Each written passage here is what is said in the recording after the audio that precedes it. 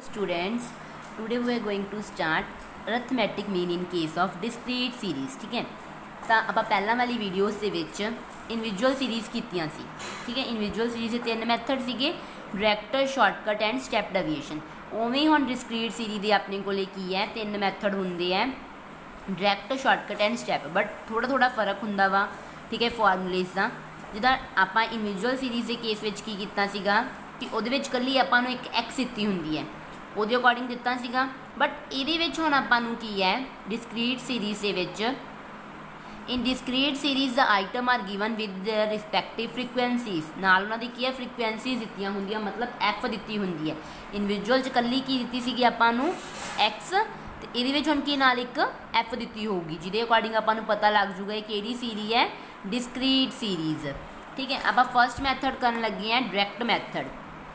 Direct method ਦਾ formula ਕੀ ਆਪਣੇ ਕੋਲੇ, mean is equal to sigma F X upon N.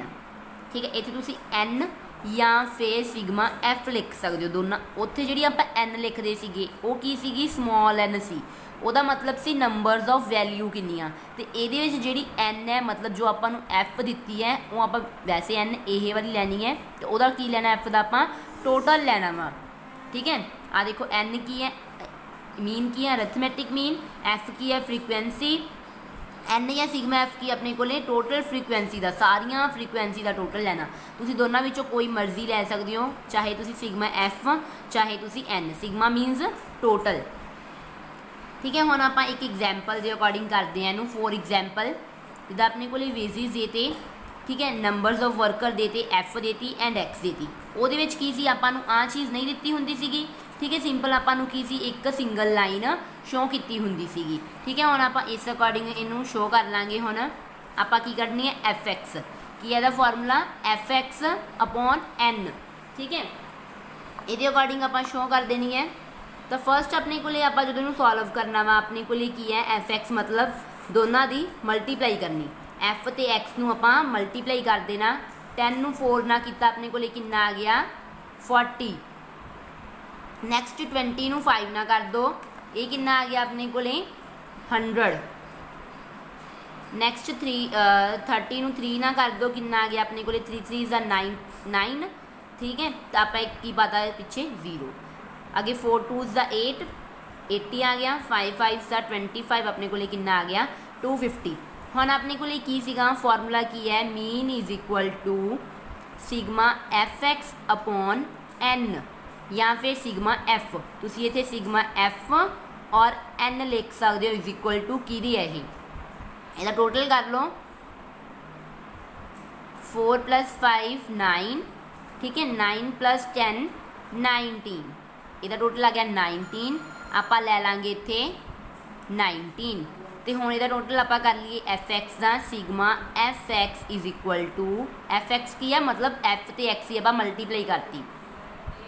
Total ਕਰ ਲੈਂਦੇ ਹੈ 140 ਪਲੱਸ ਆਪਣੇ ਕੋਲੇ ਕਿੰਨਾ ਵਾ ਇਹ, 1 ਸੈਕਿੰਡ, 250 80 90 ਕਿੰਨਾ ਆ ਗਿਆ ਇਹ, 170।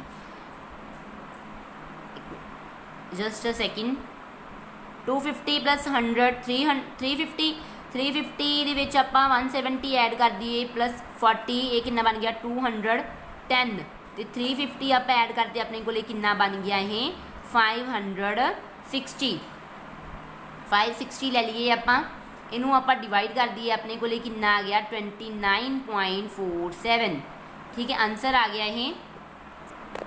ਠੀਕ ਹੈ, ਮੀਨ ਦਾ ਆਨਸਰ ਆ ਗਿਆ ਸੀ 29.47। ਹੁਣ ਆਪਾਂ ਨੈਕਸਟ ਦੋ ਮੈਥਡ ਅੱਜ ਕਰਾਂਗੇ। ਸ਼ਾਰਟਕਟ ਮੈਥਡ ਕਰਨ ਲੱਗਿਆ, ਡਾਇਰੈਕਟ ਆਪਾਂ ਕਰ ਲਿਆ। ਡਾਇਰੈਕਟ ਦੇ ਵਿੱਚ ਸਿੰਪਲ ਆਪਾਂ ਮਲਟੀਪਲਾਈ ਕੀਤੀ ਹੈ ਐਕਸ ਅਤੇ ਐਫ ਦੀ। ਇਹਦੇ ਵਿੱਚ ਕੀ ਆ ਹੁਣ, mean is equal to A plus, A ਕੀ ਹੁੰਦੀ ਹੈ, assumed mean, plus sigma F D. ਠੀਕ ਹੈ, ਡਿਵਾਈਡ ਬਾਈ ਐਨ, ਜਾਂ ਫਿਰ ਤੁਸੀਂ ਇੱਥੇ ਐਫ ਡੀ ਐਕਸ ਵੀ ਲੈ ਸਕਦੇ ਹੋ, ਓਪਨ ਐਨ।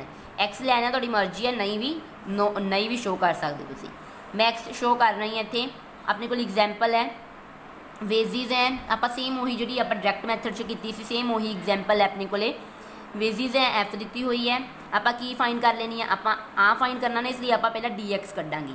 ਡੀ ਐਕਸ ਕਿਵੇਂ ਕੱਢੀ ਦੀ ਹੈ, ਐਕਸ ਮਾਈਨਸ ਏ। ए कित्थों आऊगी, अज्यूम करांगे। अज्यूम किहदे विचों करदे हुंदे आपां, एक्स दे विचों, ना कि एफ दे विचों। एफ दे विचों कदे भी अज्यूम नहीं करना। अज्यूम मीन है, मीन मतलब एक्स, ठीक है। एक्स दे विचों आपां चूज करनी है, किहदे विचों चूज करांगे, एक्स चों। आ देखो, आ 2 रह गई, आ 2 अगे अपने कोल 2 वैल्यूज बचदियां हुंदियां वा, आपां दोनों विचों एक जिहड़ी छोटी हुंदी आपां वो चूज कर लें। हुण इह सिंगल वैल्यू बची है, इसलिए आपां यही ले लांगे अज्यूम मीन। कितनी आ गई ये, 30, ठीक है। हुण आपां फस्ट इहनूं माइनस कर दांगे, एक्स माइनस ए।